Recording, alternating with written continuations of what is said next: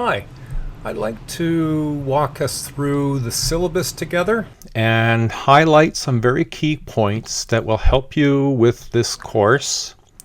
Now, one of the first things that I really want to point out to you is that this is asynchronous, which really just means there isn't a specific time in the week for this course to be delivered. This just means that you can come into Blackboard and into this course and can take it any time in the course of the day of the week or any time through the semester. But one of the things that's really important about asynchronous, and for that matter for synchronous, is about time management. Now, I've made some videos and I've put them in the support video resources, and there's a list of a few things there, and I'd really encourage you to look at them and watch them. They may apply to you and they may not apply as much to you, but I do them for your benefit, and I hope that they will help you out with this course.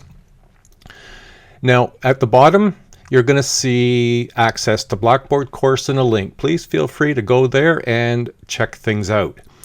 Now, as mentioned here, and I'll mention it again later on, is that there are no extensions without any doctor's notes presented before any test or assignments or due dates, or if it's a letter coming from the disability services, and they'll apply as soon as I receive them, and I will email you indicating that I've received it. Now, if we go to page 2, we start to see some basic information here, and this information is really helpful in terms of how to connect with me.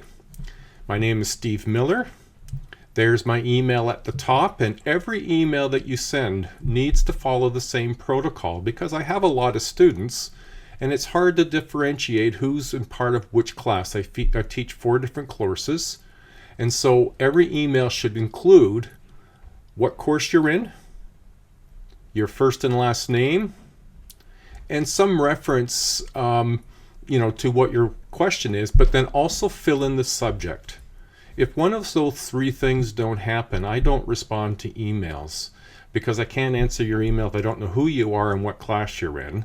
And subject line filling out is just a good protocol to get used to doing when sending emails. Now, what you see next as well is the virtual office hours. I'm certainly willing and able to meet with anybody on WebEx. Just email me using the appropriate protocol and we'll set up a time that's convenient for the 2 of us, and we can meet via WebEx. Now, the textbook, you see that on the right hand side. Now, that is a required textbook. You're going to need it. The videos that I make for this course for each of the chapters are comprehensive to a degree. I cover all the content that we'll need to know about when it comes to our tests, but they're only 30 minutes, 35-minute long videos, and that's not a complete 3-hour course that you would normally be taking in a class. So please, the textbook is a way of you taking notes and highlighting your textbook as you watch the videos and making any additional notes you might want to make that will help you with your tests and assignments.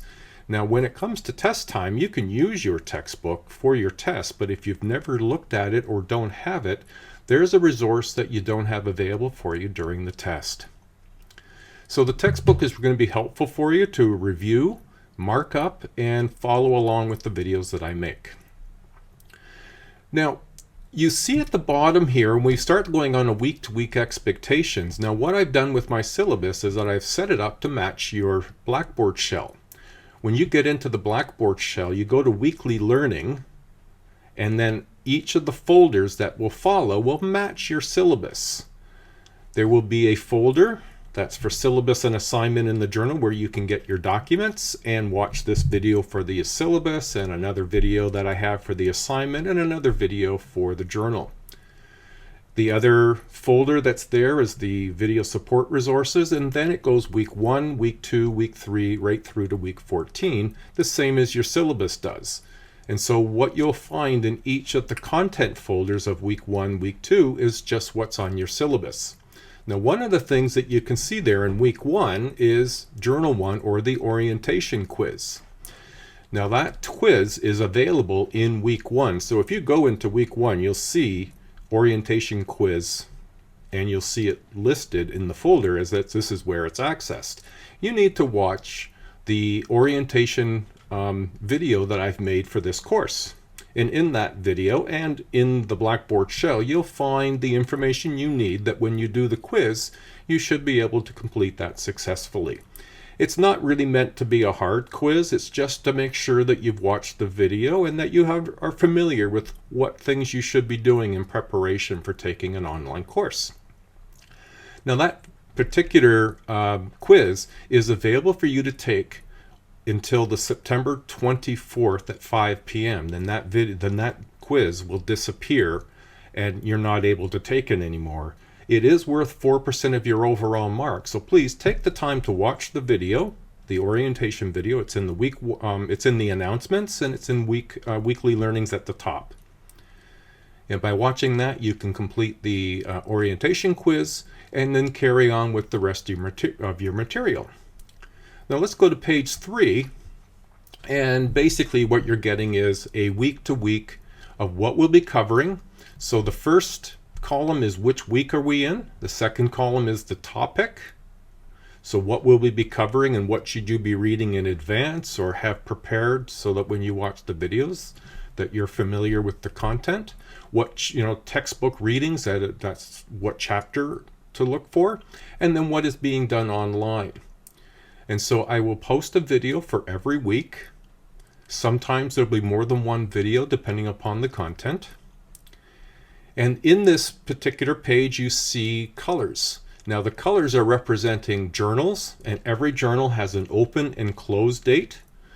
And you see your video assignment due date, and you see test 1 and test 2. There are 3 tests, 5 journals, and 1 assignment.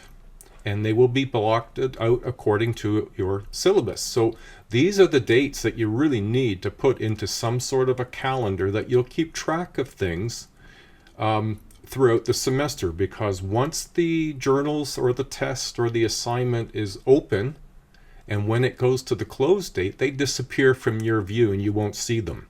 So if you try to do a journal, we'll look at journal, that's after the close date and you can't find it, it's because it's disappeared, and no, it will not be opened again. So please mark these in your calendar and keep track so that when the dates arrive, you're ready to complete the task. Then we'll go down to page 4. Now you'll see a little bit of a brief as to how the course will be designed in terms of there's 60% for your tests, 20% for assignments, and 20% for journals. And then you'll see the breakdown. The tests will be multiple choice, some true and false, and they'll be based on what's in your textbook as well as what's been done in the videos. It'll focus largely on definition of terms and understanding of concepts. Some of them will be practical. That is to say, here's an example. How does this apply to our course, and in particular to content? You'll need to do a video research assignment, which I would encourage you to download that document and watch the video. And then do 5 journals. Your quiz is one of those 5 journals. Then on page 5, the last page of your syllabus, is your student support services from Owen Sound campus, who they are and their connections. And so it enables you to get started on that. If you need any support services, they're part of the fees that you've paid it in your tuition is for these services. Please take advantage of them. Now, of course, if you're from a different campus, other campuses will have access to these services from their own campuses, as well as much of this is all provided online. Please make use of your student hub on the website of the Georgian College website. Go to the student hub or your student portal, and that will give you lots of information like student services, college policies, and all sorts of assistance with adding and dropping courses should you need to do so. Now, the last thing to mention, and it's still a very important thing, and that is around academic honesty and plagiarism. Please avoid copying or using other people's work without acknowledging it.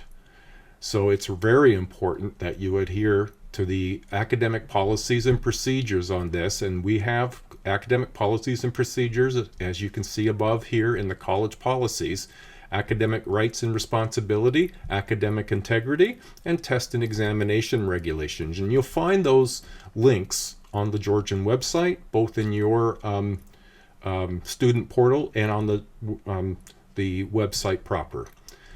Okay, now this has been a quick overview of your syllabus. I hope you recognize the importance of it and take the time to put the due dates and the open and close dates of journals and tests into a calendar that you can see on a regular basis. It will so help you over the course of the semester to keep track of things.